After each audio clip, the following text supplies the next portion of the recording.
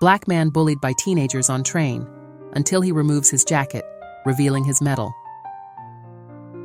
The late afternoon sun cast long shadows across the bustling metropolis as Jerome stepped onto the crowded subway platform. The air was thick with the day's accumulated heat and the mingled scents of perfume, sweat, and street food from the vendors above ground. Jerome's shoulders sagged slightly under the weight of his duffel bag, a testament to the long day he'd endured at the construction site where he worked as a foreman. At 52, Jerome's face bore the lines of a man who had seen more than his fair share of life's hardships.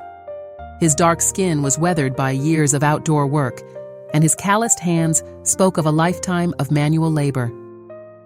Despite the weariness evident in the slight stoop of his posture, there was an undeniable dignity in the way he carried himself, a quiet strength that seemed to emanate from his very being.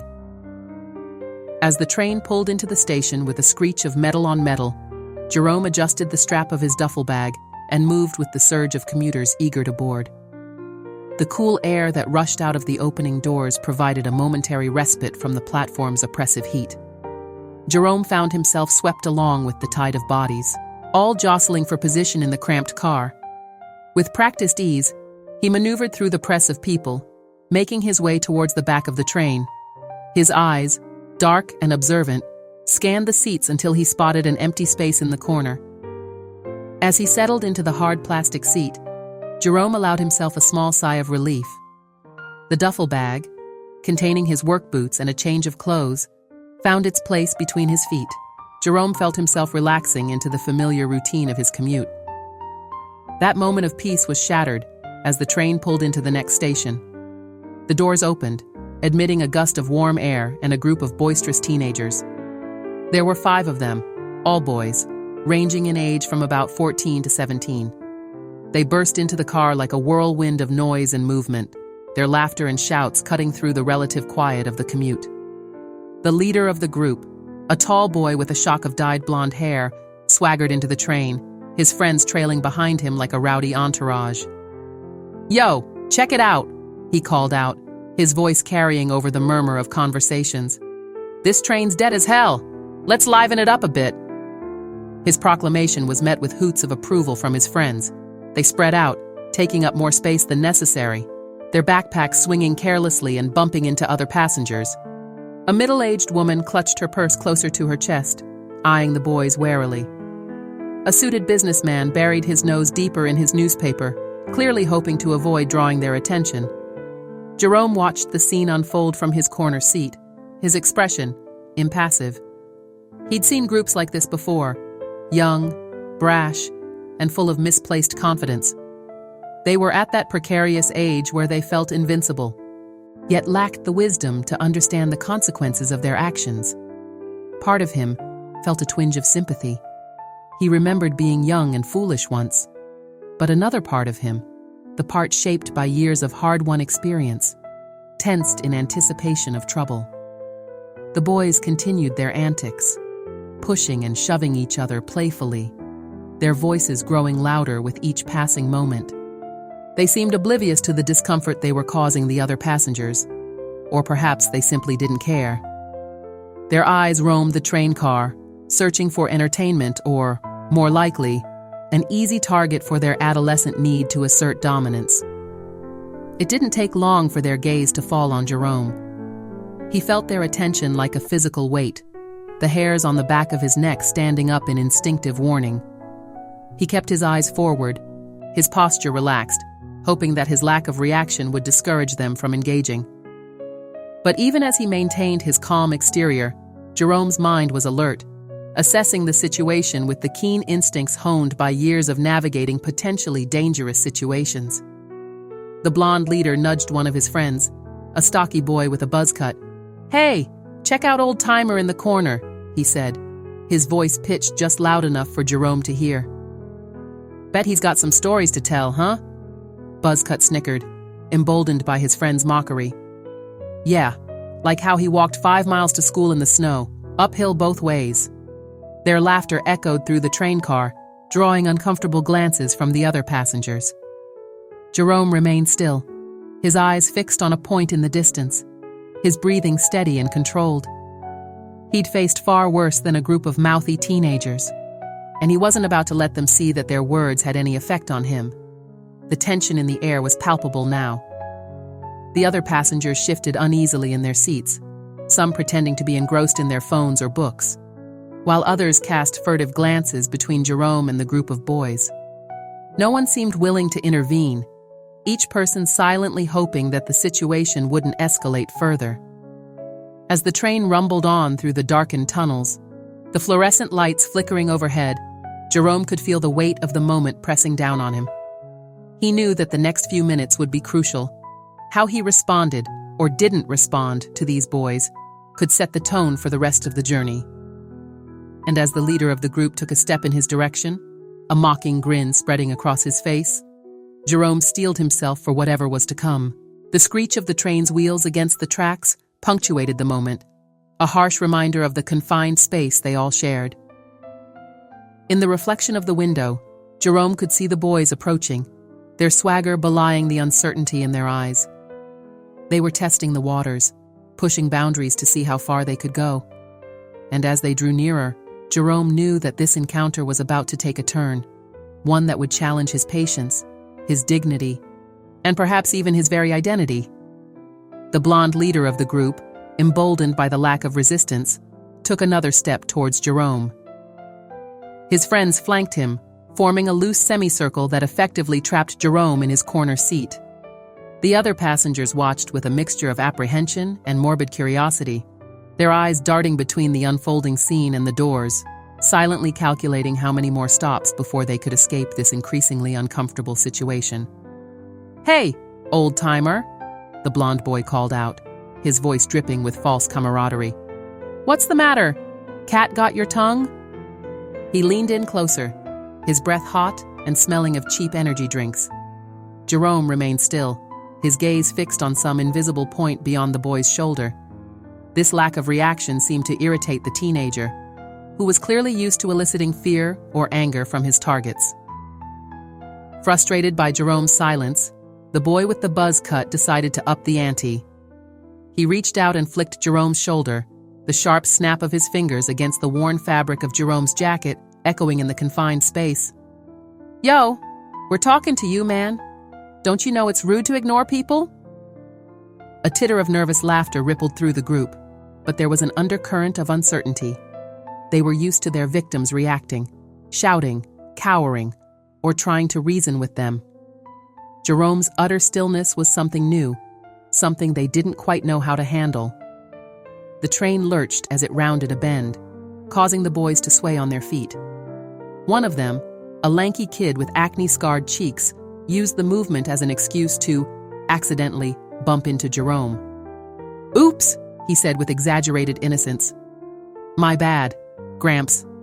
These trains are so unstable, you know?" Jerome's hands, resting calmly in his lap, tightened almost imperceptibly. It was the only outward sign of the internal struggle raging within him. Memories flooded his mind, memories of other times, other places where he'd faced prejudice and hatred. He thought of his father, a proud man who had taught him the value of dignity in the face of adversity. "Son," his father's voice echoed in his head. "Sometimes the strongest thing you can do is to not react at all." But it was getting harder to maintain that composure as the taunts grew more pointed and personal.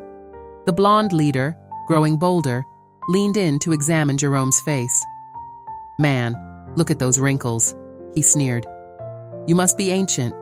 What are you, like 100? "Nah," chimed in Buzzcut.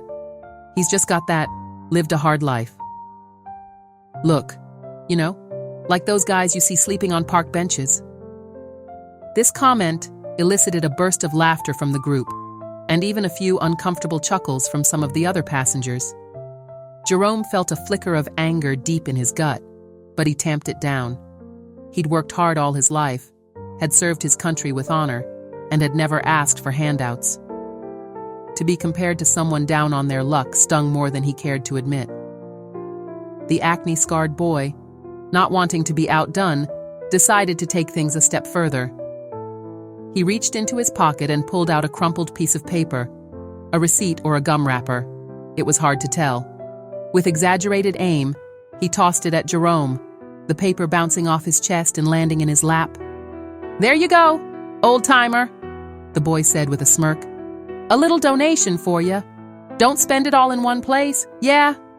The other boys howled with laughter, slapping each other on the back, as if this was the height of comedic genius. Jerome looked down at the piece of paper in his lap, then slowly raised his eyes to meet the gaze of the acne-scarred boy. For a moment, just a fleeting second, the boy saw something in Jerome's eyes that made him take a small step back. It wasn't anger or fear. It was something deeper, something that spoke of experiences and hardships that these young boys couldn't begin to comprehend. But the moment passed quickly, and Jerome's gaze returned to its previous neutral state. He made no move to remove the paper from his lap, nor did he show any sign of being affected by the donation comment. This lack of reaction seemed to unsettle the boys more than any angry outburst would have. The blonde leader, determined not to lose face in front of his friends, decided to push even further. He leaned in close, his nose just inches from Jerome's face. "What's wrong, old man? Got nothing to say? Or are you just too scared to speak up?" Jerome took a slow, deep breath, the rise and fall of his chest the only movement in his otherwise still form. The scent of the boy's cheap cologne mixed with the metallic smell of the train car, creating a nauseating combination. But still, Jerome remained silent, his eyes forward, his expression unreadable. This eerie calm began to have an effect on the other passengers. A few of them exchanged glances, a silent communication passing between them. There was something about Jerome's demeanor that was both unsettling and admirable. His refusal to engage with the bullies was starting to make the teenagers look foolish rather than tough. A middle-aged woman across the aisle cleared her throat, as if she was about to say something, but then thought better of it. An elderly man further down the car shook his head disapprovingly at the boys, but made no move to intervene. The atmosphere in the train car had shifted from mere discomfort to a palpable tension, like the air before a thunderstorm. The boys, sensing this change but not understanding it, began to grow more agitated. Their taunts became more desperate, their actions more aggressive as they tried to provoke a reaction, any reaction, from Jerome. "Oh, maybe he's deaf," suggested Buzzcut, snapping his fingers next to Jerome's ear. "Or just stupid," added the acne-scarred boy, waving his hand in front of Jerome's face. The blonde leader, frustrated by his inability to get a rise out of Jerome, decided to up the ante. He reached out and tugged at the sleeve of Jerome's jacket, his fingers catching on a loose thread. "Nice threads, Grandpa," he sneered. "You get this at the Salvation Army or what?" As the thread began to unravel, Jerome felt a corresponding loosening of his own self-control. The jacket had been a gift from his wife on their last anniversary, nothing fancy, but chosen with love and bought with hard-earned money. To see it treated with such disrespect caused a flicker of emotion to cross his face, gone almost as quickly as it appeared. But that brief flash was enough to encourage the boys. They had finally seen a crack in Jerome's armor, and like sharks scenting blood in the water, they prepared to move in for the kill. The blonde leader's hand moved from the sleeve to the collar of Jerome's jacket, fingers curling around the worn fabric. "Come on, old-timer," he said, his voice low and threatening. "Show us what you're made of, or are you just going to sit there and take it like a—" His words were cut off as the train suddenly lurched to a stop, the brakes screeching in protest. The unexpected movement caught the boys off guard, causing them to stumble. The blonde leader's grip on Jerome's jacket tightened reflexively, and for a moment, it seemed as if he might actually pull Jerome from his seat. In that instant, as balance shifted and tensions reached their peak, the entire train car held its breath. The other passengers watched wide-eyed, unsure of what would happen next. And Jerome, his calm facade finally beginning to crack under the strain, realized that he was rapidly approaching a tipping point. The next few moments would determine not just the outcome of this confrontation, but perhaps something much more significant about his own character and the world he lived in. As the train doors opened with a hiss, admitting a rush of stale underground air, Jerome knew that he had a decision to make. Would he continue to endure in silence, or would he finally break his peace and confront these misguided youth? The weight of his past experiences, his personal principles, and the expectations of society all pressed down upon him in that crucial moment.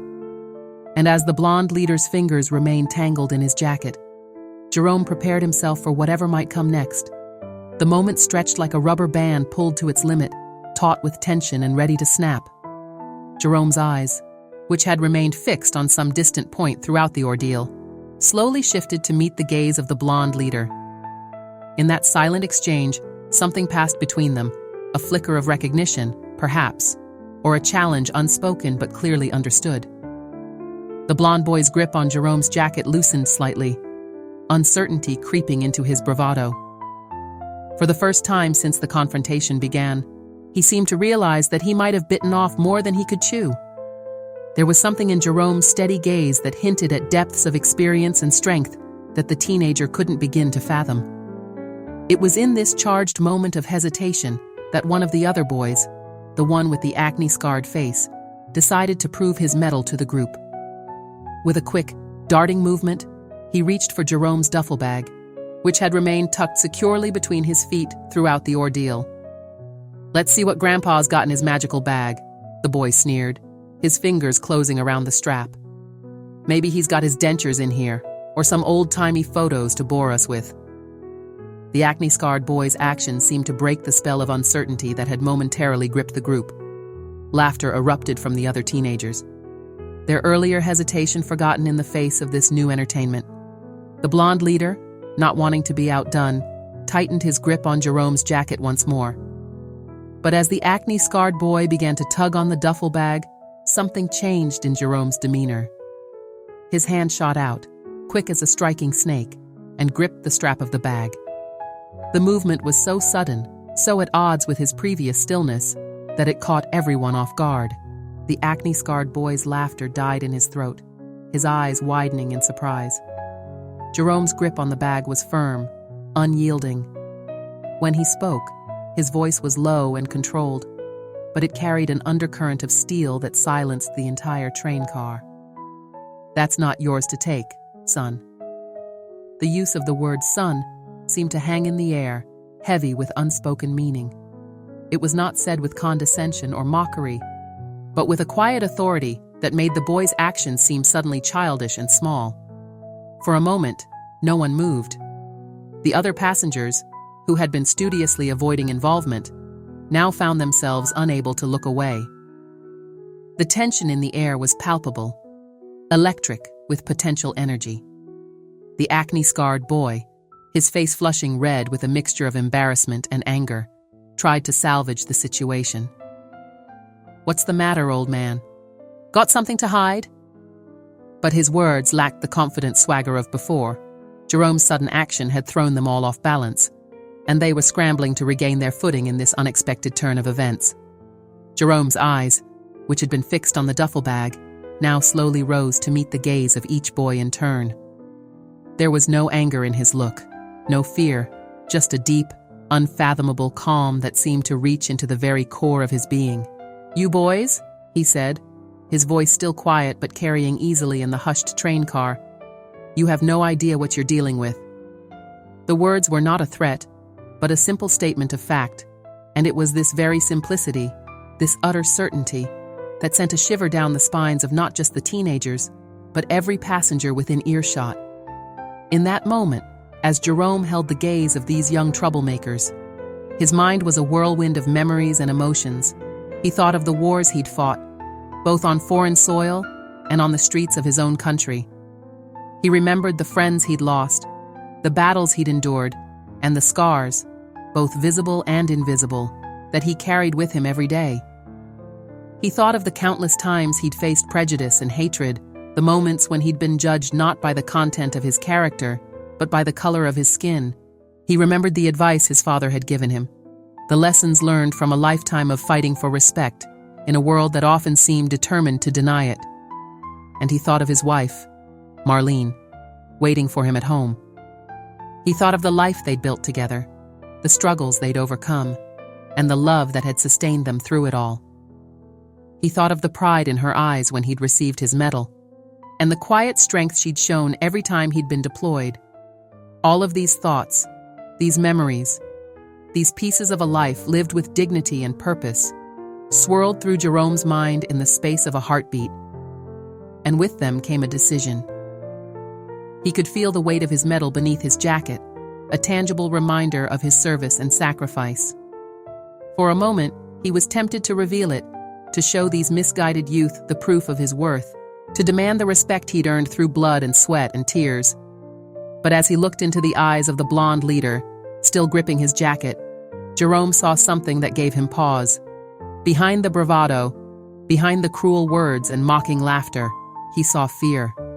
Fear and uncertainty and a desperate need to prove something, to themselves as much as to the world. And in that moment of clarity, Jerome made his choice. He wouldn't respond with anger or violence. He wouldn't stoop to their level or give in to the burning desire to put them in their place. Instead, he would show them something they might never have seen before. Unwavering strength in the face of adversity, dignity in the face of disrespect. Slowly, deliberately, Jerome released his grip on the duffel bag. His hand moved to cover the one still clutching his jacket, not to remove it, but simply to rest there. The touch was gentle, almost paternal, and it seemed to shock the blonde leader more than any act of aggression could have. "Son," Jerome said, his voice soft but carrying an unmistakable note of authority. "I've faced things that would make your worst nightmares seem like pleasant dreams. I've seen the best and worst of humanity, and I've learned that true strength isn't about how loud you can shout or how hard you can hit. It's about standing firm in who you are, no matter what the world throws at you." The words seemed to hang in the air, heavy with meaning. The other passengers listened in rapt attention, many of them nodding in silent agreement. The teenagers, for their part, seemed frozen in place, their earlier bravado evaporating in the face of Jerome's quiet dignity. As the train slowed for the next station, Jerome gently removed the blonde leader's hand from his jacket. The boy offered no resistance, his earlier aggression replaced by a look of confusion and something that might have been the beginnings of shame. "You boys have a choice to make," Jerome continued, his gaze taking in each of the teenagers in turn. "You can continue down this path, thinking that strength comes from tearing others down, or you can learn to build yourselves up, to find the kind of strength that lasts, the kind that earns respect instead of demanding it." The doors of the train slid open with a hiss, but no one moved. The entire car seemed to be holding its breath, waiting to see how this unexpected confrontation would end. Jerome stood, picking up his duffel bag with a fluid motion that spoke of a strength and grace belying his years. As he moved towards the doors, he paused for a moment beside the group of teenagers. "Remember," he said, his voice low and intense, "every person you meet is fighting a battle you know nothing about. Be kind, be brave, be better than you were yesterday. That's where true strength lies." With those words, Jerome stepped off the train, leaving behind a car full of stunned passengers and a group of teenagers whose worldview had just been irrevocably shaken. As the doors closed and the train pulled away, the silence in the car was broken only by the rhythmic clacking of wheels on tracks, each person lost in thought about what they had just witnessed. And Jerome, walking away from the station with his head held high, felt a mix of emotions washing over him. There was sadness for the misguided youth, hope that his words might have made a difference, and a quiet pride in knowing that he had faced a challenge with the same dignity and strength that had carried him through far greater trials. As he emerged from the subway into the fading light of the evening, Jerome took a deep breath of the city air. He thought of Marlene waiting for him at home, of the simple dinner and quiet conversation that awaited him, and he smiled, knowing that no matter what the world might throw at him, he would always have the strength to stand tall, to face it with courage and grace. The metal beneath his jacket seemed to weigh a little lighter now, a reminder not just of past glories, but of the ongoing battle to live with honor and integrity in a world that didn't always make it easy. And as Jerome walked home, his steps were firm and purposeful, carrying him forward into whatever challenges tomorrow might bring. The subway car lurched forward, the momentary stillness broken by the familiar rhythm of wheels on tracks. Jerome's words hung in the air, a lingering echo that seemed to reverberate through the confined space. The teenagers, still reeling from the unexpected turn of events, shuffled awkwardly in place, their earlier bravado deflated like a punctured balloon. It was in this charged atmosphere that Jerome made a decision that would irrevocably alter the dynamic of the situation. With slow, deliberate movements, he began to remove his jacket. The action drew all eyes in the car, a mixture of curiosity and apprehension painted on the faces of both the teenagers and the other passengers. The blonde leader, his confidence shaken but not entirely gone, couldn't resist one last attempt at bravado. "What? You finally got something to say, old man?" he jeered, but his voice lacked its earlier conviction. The words seemed hollow, a weak echo of his previous taunts. Jerome didn't respond immediately. His movements were unhurried, almost ritualistic, as he carefully slipped his arms out of the worn jacket. The other passengers watched in rapt attention, sensing that they were about to witness something significant. As Jerome removed the jacket completely, a collective gasp rippled through the train car. Pinned to his chest, gleaming under the harsh fluorescent lights, was a medal. But not just any medal. It was a Distinguished Service Cross, one of the highest honors that could be bestowed upon a member of the United States Army. The sight of the medal transformed the atmosphere in an instant. The teenagers, who moments ago had been full of mockery and aggression, now stood slack-jawed and wide-eyed. The other passengers leaned forward in their seats, necks craning to get a better look at the unexpected revelation. Jerome stood tall, his posture straight and proud. The medal on his chest seemed to radiate an aura of dignity and honor, a tangible representation of sacrifices made and hardships endured. In that moment, he was no longer just an old man on a subway. He was a living embodiment of courage and service. The blonde leader, his face a mixture of shock and dawning realization, took an involuntary step back.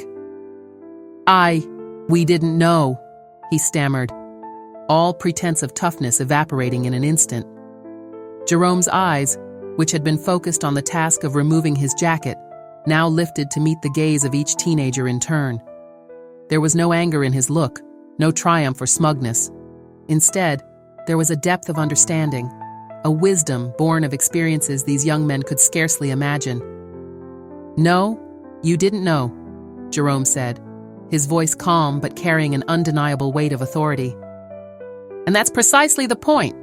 You never know what battles someone has fought, what burdens they carry." A middle-aged woman seated nearby leaned forward, her eyes shining with a mixture of admiration and curiosity. "Sir," she said, her voice barely above a whisper, "may I ask, where did you serve?" Jerome's gaze softened as he turned to address her.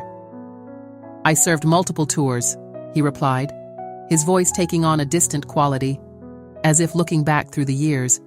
Afghanistan, Iraq, places where the line between friend and foe wasn't always clear, where every day was a test of not just physical strength, but moral courage. As he spoke, the entire car seemed to lean in, hanging on every word. The teenagers, their earlier bravado completely forgotten, listened with a mixture of awe and shame. The acne-scarred boy who had tried to grab Jerome's bag now stared at the floor, unable to meet the veteran's eyes. An elderly man at the far end of the car stood up, his movement drawing all eyes. With a shaky hand, he raised his arm in a salute. "Thank you for your service, soldier," he said, his voice cracking with emotion. The gesture seemed to break a dam. Suddenly, the car was filled with murmurs of appreciation and respect. Passengers who had earlier been too afraid to intervene now stood up, offering handshakes and words of gratitude. In the midst of this outpouring, Jerome remained a pillar of calm. He accepted the thanks with quiet grace, but his eyes kept returning to the group of teenagers. They stood awkwardly to the side, clearly unsure of how to process this dramatic shift in the situation. Sensing their discomfort, Jerome took a step towards them. The blonde leader flinched slightly, as if expecting retribution. But Jerome's approach was anything but threatening. "Young man," he said, addressing the leader directly, "I want you to look at this medal. Really look at it." The teenager's eyes, which had been darting around nervously, now fixed on the gleaming medal. As he stared, Jerome continued to speak, his voice low but intense. "This medal isn't just about what I did in war. It's about the choices we make every day. The choice to stand up for what's right, even when it's hard. The choice to treat others with respect, even when they don't return the favor." The other boys crowded closer, drawn in by Jerome's words. The entire car had fallen silent again, everyone straining to hear the impromptu lesson being delivered. "Each of you," Jerome said, his gaze encompassing all of the teenagers, "has the potential for greatness within you. But greatness isn't about dominating others or proving how tough you are. It's about lifting others up, about being a light in the darkness." As he spoke, Jerome's hand unconsciously moved to touch the medal on his chest. The gesture was not one of pride, but of remembrance, of fallen comrades, of sacrifices made, of lessons learned in the crucible of conflict.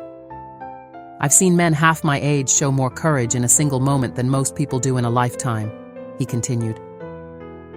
"And I've seen that same courage in everyday acts of kindness, in people who stand up for what's right, even when it costs them."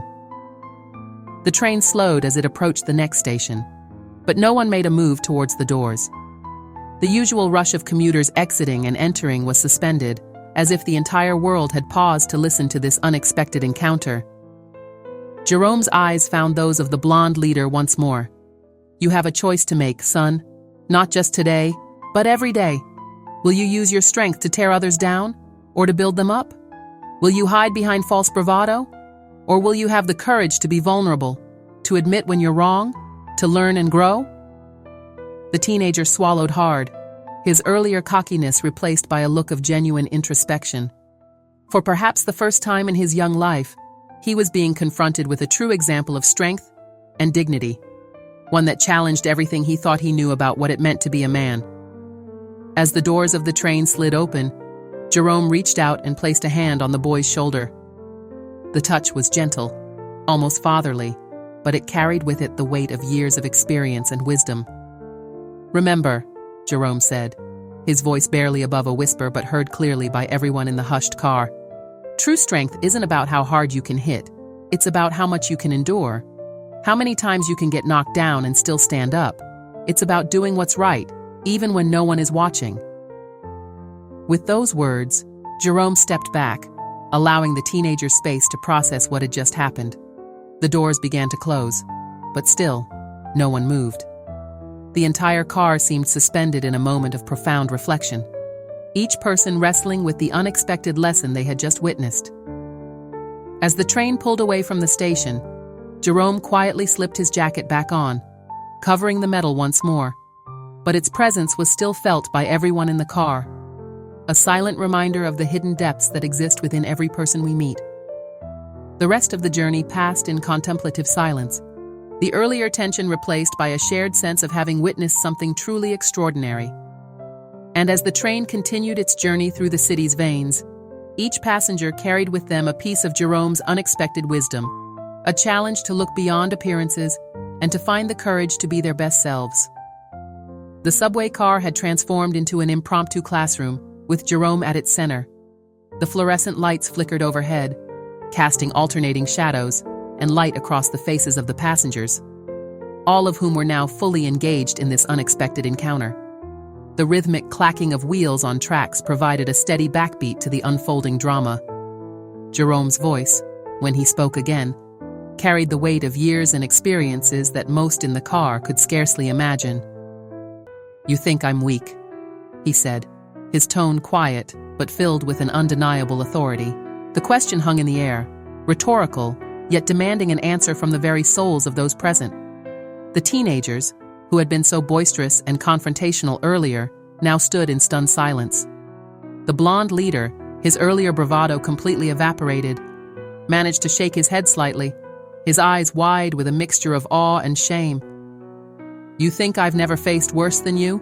Jerome continued, his gaze sweeping across the car, taking in not just the teenagers but all the passengers who had become unwitting participants in this moment. "You have no idea what I've been through." A middle-aged woman in a business suit leaned forward, her curiosity overcoming her earlier reluctance to get involved. "Sir," she said, her voice soft but clear in the hushed car, If you don't mind me asking, what exactly have you been through? Jerome's eyes met hers, and for a moment, it seemed as if he was looking not at her, but through her, seeing memories that only he could access. He took a deep breath, and as he exhaled, it was as if years of carefully guarded experiences were being released with his breath. "I've seen things that would turn your hair white," he began, his voice taking on a distant quality. "I've held dying men in my arms, boys really, no older than you." He nodded towards the teenagers. Watching the light fade from their eyes as they called out for their mothers. The car was utterly silent now, save for the rhythmic clacking of the train and the soft whoosh of the air conditioning. Even those who had been determinedly ignoring the earlier confrontation were now fully attentive, drawn in by the raw emotion in Jerome's voice. "I've walked through villages reduced to rubble, where the air was thick with the stench of death and the cries of orphaned children. I've made split-second decisions that meant the difference between life and death, not just for me, but for my brothers in arms and for civilians caught in the crossfire." As he spoke, Jerome's hand unconsciously moved to his chest, where the metal lay hidden once more beneath his jacket. It was as if he was drawing strength from it, a tangible reminder of the valor that had seen him through those dark times. "But it wasn't just the physical dangers," he continued, his voice growing softer, forcing everyone to lean in slightly to hear. "It was the moral quagmire, the constant questioning of right and wrong in a world where those lines often blurred. It was watching good men struggle with the weight of their actions, seeing the toll that war takes not just on bodies, but on souls." The acne-scarred boy, who had earlier tried to grab Jerome's bag, spoke up, his voice cracking slightly. How did you deal with all that?" Jerome's eyes softened as they met the boy's gaze. For the first time, he saw not a troublemaker, but a young man grappling with his own insecurities and fears. "One day at a time, son," he replied. "You learn to find strength in the small things. A letter from home, a moment of laughter with your squad, the knowledge that your actions might save lives. You learn that true courage isn't the absence of fear, but the willingness to act in spite of it." He paused for a moment, seeming to gather his thoughts. When he spoke again, his voice carried a note of hard-won wisdom. "But the real battle, the one that truly tests a person's mettle, often comes after the guns fall silent. Coming home, trying to fit back into a world that seems to have moved on without you, that's a different kind of war altogether." The blonde leader, who had been silent until now, found his voice. Is that why you were so calm when we were Hey?" He trailed off, unable to finish the sentence, shame coloring his cheeks. Jerome nodded slowly. "When you've stared death in the face, when you've seen the worst that humanity has to offer, a few misguided words don't seem like much in comparison. But more than that, I recognize something in you boys, something I've seen in young soldiers, in myself, once upon a time." He took a step closer to the group of teenagers, his presence commanding, but not threatening. "You're searching for your place in the world, trying to prove your strength, your worth, but you're looking in all the wrong places." The train began to slow as it approached the next station, but no one made a move towards the doors. It was as if time had suspended, the normal rush of city life put on hold for this unexpected lesson. "True strength," Jerome continued, his voice gaining intensity, "isn't about intimidation or violence. It's about standing up for what's right, even when you're standing alone. It's about protecting those who can't protect themselves. It's about facing each day with courage and integrity, no matter what life throws at you." He reached out, placing a hand on the shoulder of the blonde leader. The boy flinched slightly at first, but then seemed to lean into the touch, as if drawing strength from it. "You boys have a choice to make," Jerome said, his gaze encompassing all of the teenagers. "You can continue down this path, thinking that strength comes from tearing others down, or you can learn to build yourselves up, to find the kind of strength that lasts, the kind that earns respect instead of demanding it." As he finished speaking, the doors of the train slid open with a soft hiss. For a moment, no one moved. The entire car seemed to be holding its breath, waiting to see how this unexpected encounter would end. Then, slowly, the blonde leader straightened his shoulders. He met Jerome's gaze, and for the first time, there was a glimmer of something new in his eyes. Respect, tinged with the beginnings of understanding. "I'm sorry," he said, his voice barely above a whisper. I was wrong. I didn't know." Jerome's hand squeezed the boy's shoulder gently. "It's not about what you knew or didn't know," he said. "It's about what you choose to do moving forward. Remember, every person you meet is fighting a battle you know nothing about. Be kind, be brave, be better than you were yesterday." With those words, Jerome stepped back, allowing the teenagers space to process what had just happened. As he did, the spell that had held the car in thrall seemed to break. Passengers began to move, some exiting, others entering, the normal flow of city life resuming. But something had changed. There was a newfound respect in the eyes of those who remained, a sense of having witnessed something profound. And as the train pulled away from the station, carrying with it the echoes of Jerome's words, each person aboard carried with them a piece of his unexpected wisdom, a challenge to look beyond appearances and to find the courage to be their best selves. The subway car resumed its journey, the mechanical whir of the engines and the rhythmic clacking of wheels on tracks filling the air. But the atmosphere inside the car had irrevocably changed. The teenagers, who had entered as a boisterous, intimidating group, now stood in a tight cluster, their earlier bravado replaced by a palpable sense of shame and introspection. The blonde leader, who had been the first to apologize, seemed to be grappling with the weight of his actions. His eyes, which had earlier gleamed with mischief and aggression, now held a mix of emotions: regret, embarrassment, and something that looked like the first glimmerings of respect. We really messed up, didn't we?" he said, his voice barely above a whisper. It wasn't really a question, more of a statement of dawning realization. The acne-scarred boy, who had tried to grab Jerome's bag, nodded slowly. "Yeah, we did," he replied, his voice thick with emotion. "We were just trying to look tough, you know, but now, man, I feel about 2 inches tall." Jerome, who had been watching the boys' reactions closely, spoke up. His voice was gentle, lacking any trace of anger or resentment. "Recognizing our mistakes is the first step towards growth," he said. "What matters now is what you choose to do with this realization." The other passengers in the car, who had been silent witnesses to this unexpected drama, now began to voice their own thoughts. An elderly woman, her silver hair neatly pinned back, leaned forward in her seat. "You know, boys," she said, her voice carrying the wisdom of years, "when I was your age, I thought I knew everything. It took me a long time to learn that true strength often comes in the quietest packages." A man in a business suit, who had earlier been engrossed in his smartphone, now pocketed the device and joined the conversation. "I've worked in corporate America for over 2 decades, he said, his eyes meeting each of the teenagers in turn. "And I can tell you, the most respected leaders I've known aren't the ones who shout the loudest or intimidate others. They're the ones who lead by example, who lift others up instead of tearing them down." The teenagers listened to these impromptu life lessons with a mixture of embarrassment and genuine interest. It was as if a veil had been lifted, allowing them to see the world and their place in it from a new perspective. The buzz-cut boy, who had been quiet for a while, suddenly spoke up. "But how do we change?" he asked, his voice carrying a note of desperation. "I mean, we've been acting this way for so long. Everyone expects us to be tough, to not show weakness." Jerome nodded, understanding in his eyes.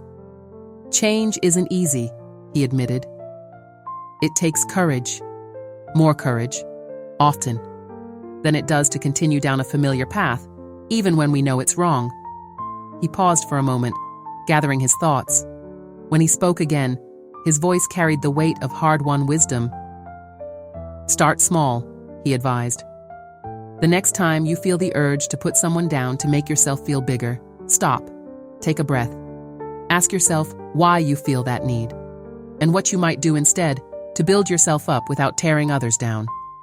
The blonde leader nodded slowly, as if absorbing every word. But what about our friends? He asked, gesturing to the other boys.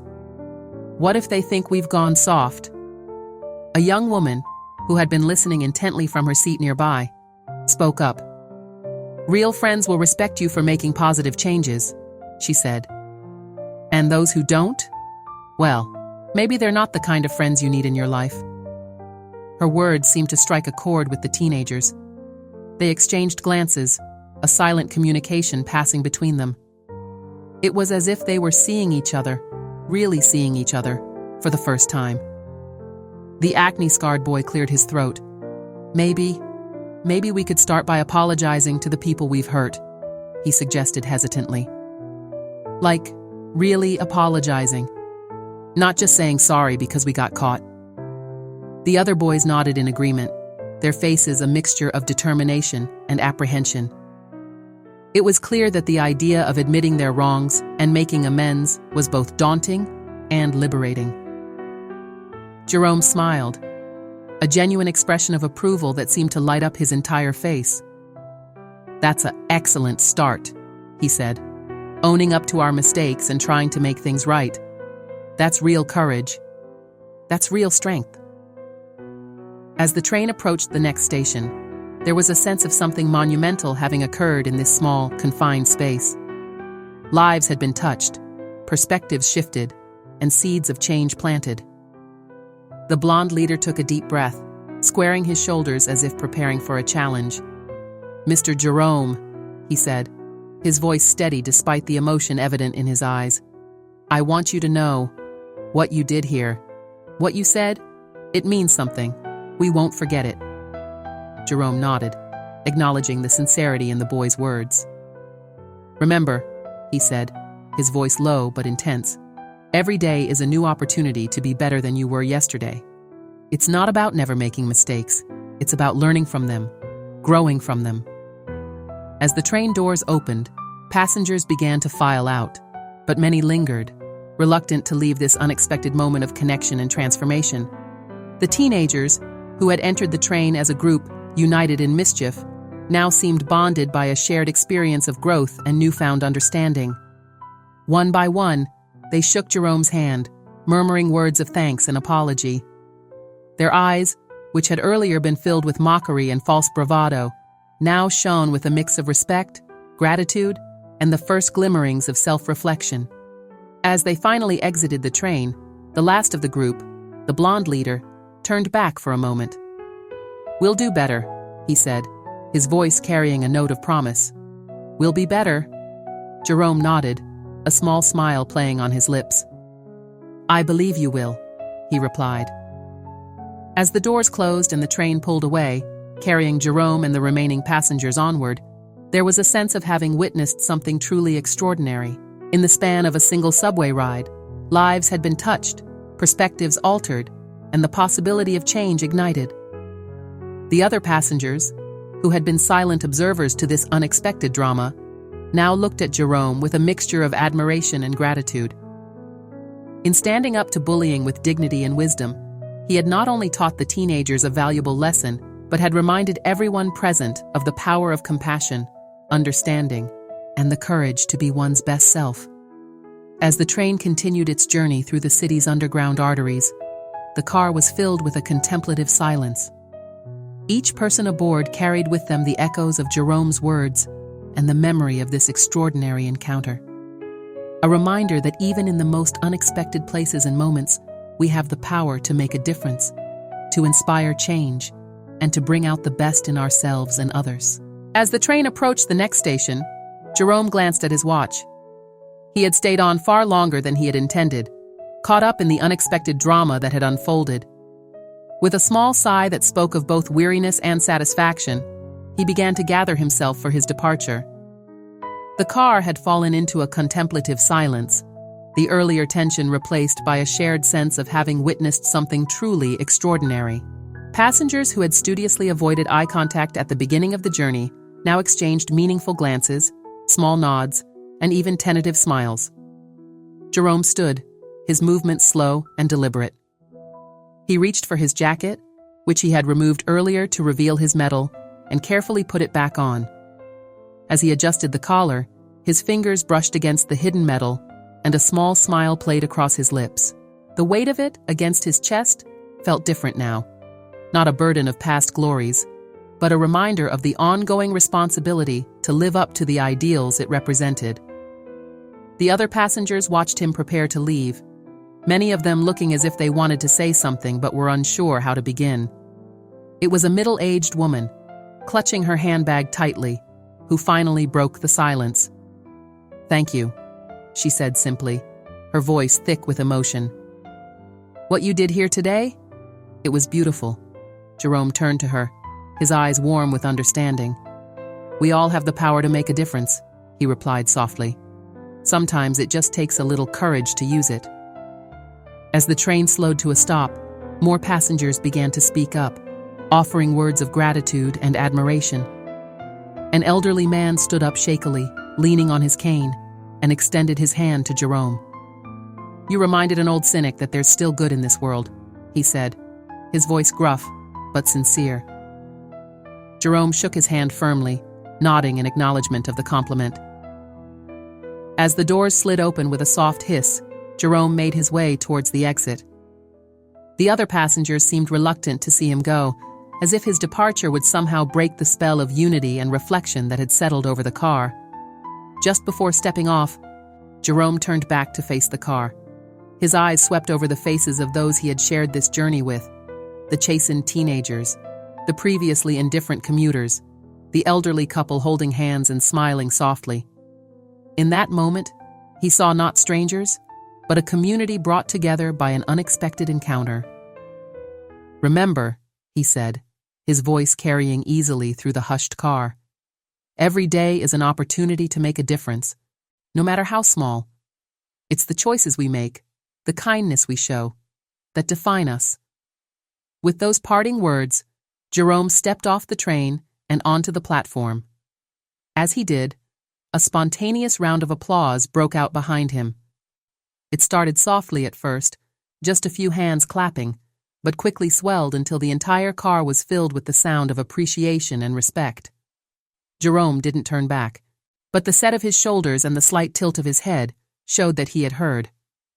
He walked away with purposeful strides, his duffel bag slung over his shoulder, disappearing into the crowd of commuters on the platform. As the doors closed and the train prepared to depart, the atmosphere inside the car had irrevocably changed. The teenagers, who had entered as a rowdy, intimidating group, now sat quietly, their faces etched with thoughtfulness and the first stirrings of personal growth. The blonde leader, who had been the most vocal in his taunting earlier, now stared at his hands, his brow furrowed in deep contemplation. After a moment, he looked up and caught the eye of the elderly man Jerome had spoken to last. "Sir," he said, his voice hesitant but sincere, "would you like my seat?" The old man's eyebrows shot up in surprise, but then a warm smile spread across his face. "Thank you, young man," he said, accepting the offer with a nod of appreciation. This small act seemed to break a dam. Suddenly, the car was filled with quiet conversations, people introducing themselves to their fellow passengers, sharing their thoughts on what they had just witnessed. The acne-scarred boy who had tried to grab Jerome's bag earlier now helped a woman with her heavy shopping bags. The buzz-cut teenager offered his phone charger to a stressed-looking businessman whose device had died. Small acts of kindness rippled through the car, inspired by Jerome's example. As the train continued its journey, the impact of Jerome's presence lingered. Passengers who would normally have been absorbed in their phones or lost in their own thoughts now engaged with each other, sharing smiles and small talk. There was a palpable sense of community, of shared humanity, that had been absent at the start of the trip. The teenagers, still subdued but no longer radiating shame, huddled together in quiet conversation. Their words were too low to be heard, but their body language spoke of serious discussion and, perhaps, the first steps towards change. Meanwhile, Jerome emerged from the subway station into the fading light of the evening. The city streets were alive with the usual rush of people heading home from work. But to Jerome, everything seemed different. The encounter on the train had stirred something in him, rekindling a sense of purpose he hadn't realized he'd been missing. As he walked, his mind wandered to the many battles he had fought, not just in war, but in the everyday struggles of life. He thought of the times he had faced discrimination, the moments when he had been judged not by his character but by the color of his skin. He remembered the friends he had lost, both on the battlefield and to the invisible wounds that warfare leaves behind. But now, for the first time in a long while, Jerome felt a glimmer of hope. He had seen firsthand how a single act of courage, a moment of connection, could change hearts and minds. It wasn't about the metal hidden beneath his jacket, he realized. It was about the choices we make every day, the stand we take in the face of injustice, the kindness we show to strangers. As he turned onto his street, Jerome's steps felt lighter. He thought of Marlene waiting for him at home, and he couldn't wait to share the day's events with her. He knew she would understand, would see the significance of what had transpired on that subway car. Climbing the steps to his apartment, Jerome paused for a moment. He looked back at the city skyline, the lights beginning to twinkle as dusk settled in. A smile played on his lips as he remembered the words he had spoken to the teenagers. Every day is an opportunity to make a difference. Tomorrow would be a new day, bringing with it new challenges and opportunities. But Jerome felt ready to face whatever came his way. He had been reminded of the power of standing up for what's right, of the impact one person can have when they choose to act with courage and compassion. As he opened his front door, the scent of Marlene's cooking wafting out to greet him, Jerome felt a renewed sense of purpose. He may have left the battlefield years ago, but he realized now that there were still battles worth fighting, battles of the heart and mind, fought not with weapons, but with wisdom, kindness, and unwavering integrity. The metal beneath his jacket seemed to weigh a little lighter now, a reminder not just of past glories, but of the ongoing responsibility to make a difference in the world, one small act of courage at a time. And as Jerome stepped into his home, ready to share his extraordinary day with Marlene, he knew that tomorrow held the promise of new opportunities to stand tall, to face life's challenges with dignity, and to be a beacon of hope in a world that sometimes forgets the power of simple human kindness. Racism, prejudice, or violation of human rights. The stories presented here are original and created by the author with the aim of promoting reflection, awareness, and dialogue. All content is developed with respect for diversity and the dignity of all people.